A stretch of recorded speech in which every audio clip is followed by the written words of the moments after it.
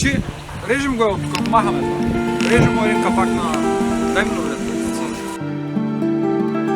И после го режем до някъде. Там ще го прережем с резачката и ще го отрежем с лентата пак.